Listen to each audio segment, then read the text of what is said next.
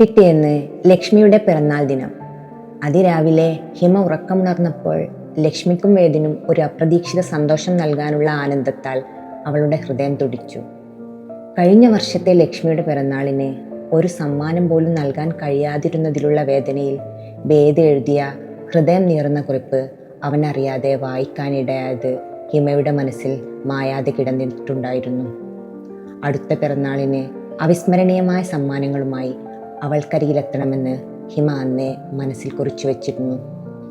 Light pink നിറത്തിൽ തിളങ്ങുന്ന ഒരു ഫ്രോക്ക്, അതിനോടിടങ്ങുന്ന മനോഹരമായ ചെരുപ്പ്, മിന്നുന്ന ആഭരണങ്ങൾ, ലക്ഷ്മിക്ക് പ്രിയപ്പെട്ട പുസ്തകങ്ങളുടെ ഒരു നിര, ഒപ്പം മധുരമൂർന്ന ഒരു കേക്ക്, എല്ലാം അവൾ ലക്ഷ്മിക്ക് വേണ്ടി അതിസൂക്ഷ്മതയോടെ തിരഞ്ഞെടുത്തിരുന്നു.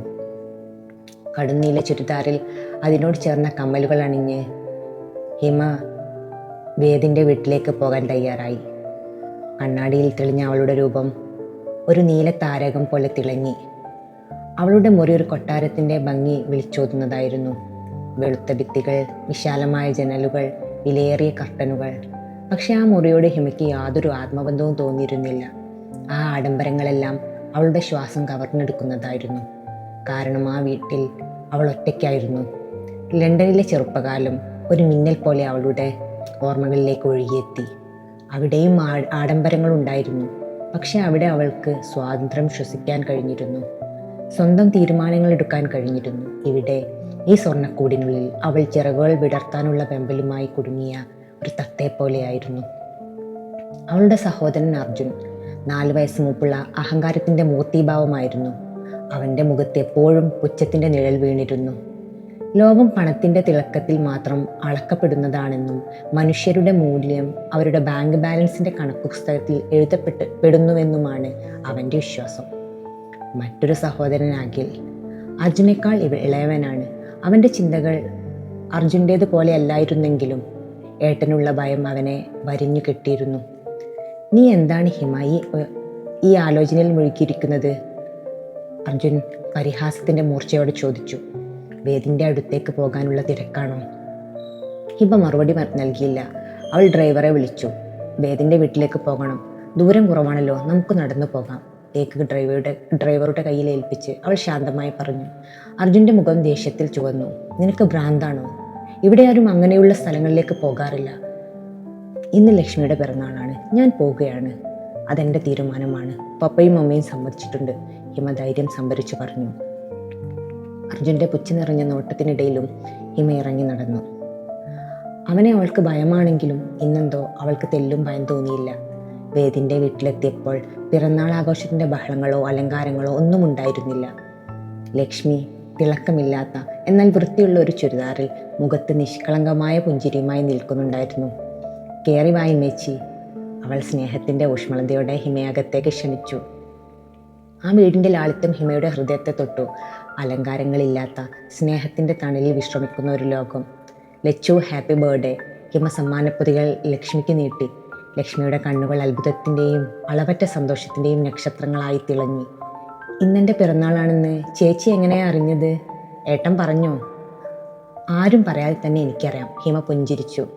ഡ്രൈവർ കേക്ക് ഏൽപ്പിച്ച് മടങ്ങി. ലക്ഷ്മിയുടെ ചിരിയും വർത്തമാനവും കേട്ട് ഗീതയും ദിവാകരനും പിന്നാമ്പുറത്ത് നിന്ന് എത്തി. ഹിമയെ കണ്ടപ്പോൾ അവരുടെ മുഖത്ത് സ്നേഹവും ആശങ്കയും ഒരുപോലെ മിന്നി. ഭവ്യതയോടെ അവർ ഹിമയെ സ്വീകരിച്ചു. ഒരു കസേര നീക്കി വെച്ച് ഇരിക്കാൻ ക്ഷണിച്ചു. മോളെ, ഈ സമ്മാനങ്ങളുടെയൊന്നും ആവശ്യമില്ലായിരുന്നു, ഗീത മൃദുസ്വരത്തിൽ പറഞ്ഞു. കണ്ണുകളിൽ സ്നേഹം തുളുമ്പി. ഇത് ലച്ചുവിന് വേണ്ടിയാണ്, ഹിമ ചിരിയോടെ മറുപടി നൽകി. ഏട്ടാ, ലക്ഷ്മി ഉറക്കെ വിളിച്ചു. വേദു ഉറക്കച്ചടവോടെ ഷർട്ട് ധരിക്കാതെ എത്തി. ഹിമയെ കണ്ടപ്പോൾ അവൻ ഒരു നിമിഷം സ്തംഭിച്ചു നിന്നു. വേഗം അകത്തേക്ക് മറിഞ്ഞ് ഷർട്ട് ധരിച്ച് മടങ്ങി വന്നു. ഗീത പിറന്നാൾ സ്പെഷ്യലായി തയ്യാറാക്കിയ അരിപ്പായസവുമായി എത്തി.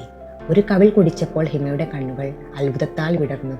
ഗീതമ്മേ, എന്തൊരു രുചിയാ, നല്ല കൈപുണ്യമുണ്ടല്ലോ, അവൾ ആവശ്യത്തോടെ പറഞ്ഞു. മോൾക്ക് ഇത് ഇഷ്ടപ്പെടില്ലെന്നാണ് കരുതിയത്, ഗീത നേർത്ത സ്വരത്തിൽ പറഞ്ഞു. മുഖത്ത് സന്തോഷം വിരിഞ്ഞു. ഈ അടുത്ത് ഇത്ര രുചിയുള്ള പായസം ഞാൻ കഴിച്ചിട്ടില്ല, ഹിമ പുഞ്ചിരിയോടെ മറുപടി നൽകി. നമുക്ക് കേക്ക് മുറിക്കാം അല്ലേ? ഹിമ എണീറ്റു. മൂലയിൽ പുസ്തകങ്ങൾ കൂട്ടിയിട്ട ഒരു ചെറിയ മേശ അവൾ കണ്ടു. ഇതിവിടെ വെക്കാമോ? അവൾ ചോദിച്ചു. വേദ് വേഗം മേശ എടുത്തുകൊണ്ടുവന്നു. പുസ്തകങ്ങൾ തൻ്റെ മുറിയിൽ കൊണ്ടുവച്ചു. ലക്ഷ്മിയും ഹിമയും ചേർന്ന് കേക്ക് മുറിച്ചു. ഗീതയുടെ കണ്ണുകൾ നിറഞ്ഞു. ആ വീട്ടിൽ ആദ്യമായാണ് ഒരു കേക്ക് മുറിക്കുന്നത്, അതും ഇത്ര മനോഹരമായ ഒരു കേക്ക്. ലക്ഷ്മിയുടെ മുഖത്ത് സന്തോഷത്തിൻ്റെ വസന്തം വിരിഞ്ഞു. അവൾ കേക്ക് മുറിച്ച് ഓരോരുത്തരുടെയും വായിൽ മധുരം കറന്നു. വേദ് ലക്ഷ്മിയുടെ അരികിലേക്ക് നീങ്ങി. കയ്യിൽ ഒരു ചെറിയ പേപ്പർ കവർ. ലച്ചു, ഇത് നിനക്ക്. ലക്ഷ്മി കവർ തുറന്നു. അതിനുള്ളിൽ വെള്ളക്കല്ല് പതിച്ച ഒരു ജോഡി ജിമിക്കിക്കമ്മലുകൾ. വില കുറഞ്ഞവയായിരുന്നെങ്കിലും അവ അതിമനോഹരമായിരുന്നു.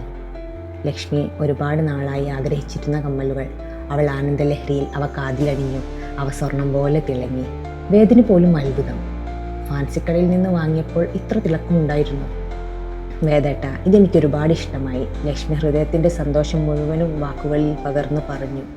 ആ കമ്മലുകൾ യഥാർത്ഥ സ്വർണമായിരുന്നു എന്ന് ആരും അറിഞ്ഞില്ല.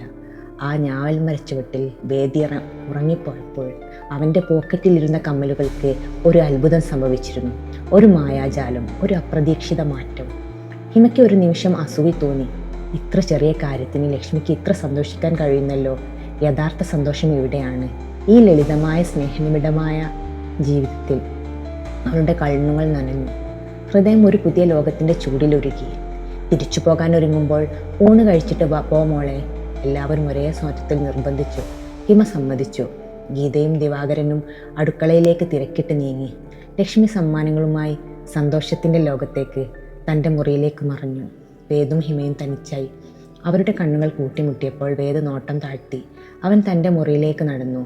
ഹിമ പിന്നാലെ. ഒരു സ്റ്റൂൾ അവൻ അവൾക്കായി നീക്കിവെച്ചു. ഇരിക്കെ. ഹിമ അവൻ്റെ മുറിയിലെ ചിത്രങ്ങളും പുസ്തകങ്ങളും നോക്കി. ഓരോ വരയും ഓരോ വാക്കും ഒരു പ്രണയത്തിൻ്റെ നിശബ്ദമായ കഥ പറയുന്നുണ്ടായിരുന്നു. ആരായിരിക്കും ആ ഭാഗ്യവതി? ഹിമ മനസ്സിൽ ചോദിച്ചു. വേദ് അപ്പോൾ മോളെ നോക്കുകയായിരുന്നു. ഒരു ദേവത തൻ്റെ മുറിയിൽ ഇരിക്കുന്നത് പോലെ, ഒരു സ്വപ്നം തൻ്റെ മുന്നിൽ ജീവനോടെ നിൽക്കുന്നത് പോലെ. നിനക്ക് എന്താണ് വേദ്? ഞാൻ വന്നപ്പോൾ മുതൽ നിന്റെ മുഖം മങ്ങിയിരിക്കുന്നു, ഹിമ ചോദിച്ചു. ഒന്നുമില്ല, അവൻ പറഞ്ഞു, ശബ്ദത്തിലൊരു വിറയൽ.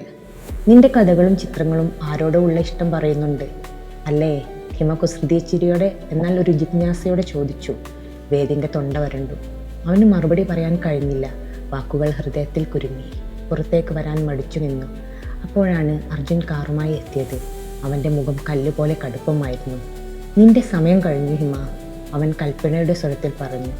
നിന്നെ പോലൊരു പെൺകുട്ടി ഇത്തരക്കാരോടൊപ്പം സമയം ചെലവഴിക്കുന്നത് നമ്മുടെ കുടുംബത്തിന് നാണക്കേടാണ്. വേദും കുടുംബവും ഞെട്ടിത്തെറിച്ചു. അർജുൻ വേദിൻ്റെ നേരെ തിരിഞ്ഞു. നിനക്ക് കൂട്ടുകൂടാൻ നിന്റെ തരക്കാരെ കിട്ടിയില്ലേ? ഇവളെ വിട്ടേക്ക്, നിലയറിഞ്ഞ് കളിക്കണം കേട്ടോ. അവൻ്റെ അലർച്ച ആ വീടിൻ്റെ ശാന്തതയെ ഭേദിച്ചു. വേദിൻ്റെ കൈക്കാലുകൾ വിറച്ചു. അവൻ്റെ ഹൃദയം അസ്വസ്ഥമായി മിടിച്ചു. അവനൊന്നും പറയാൻ കഴിഞ്ഞില്ല. മതി അർജുൻ, നമുക്ക് പോകാം, ഹിമ പറഞ്ഞു. അവളുടെ കണ്ണുകൾ നിറഞ്ഞിരുന്നു. വേദിനോടും കുടുംബത്തോടും യാത്ര പറഞ്ഞ് ഞാൻ വരാം എന്ന് മന്ത്രിച്ച് അവൾ കാറിൽ കയറി. നിറഞ്ഞ കണ്ണുകളിലൂടെ നിസ്സഹായരായി നിൽക്കുന്ന ആ കുടുംബത്തെ അവൾ അവ്യക്തമായി കണ്ടു.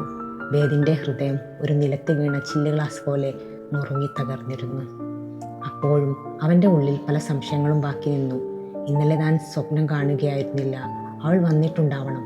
അല്ലെങ്കിൽ ഇന്ന് ലക്ഷ്മിയുടെ പിറന്നാളാണെന്ന് അവളെ ഇങ്ങനെ അറിഞ്ഞു. അപ്പോഴും ലക്ഷ്മിയുടെ ജിമിക്ക് തിളങ്ങിക്കൊണ്ടിരുന്നു.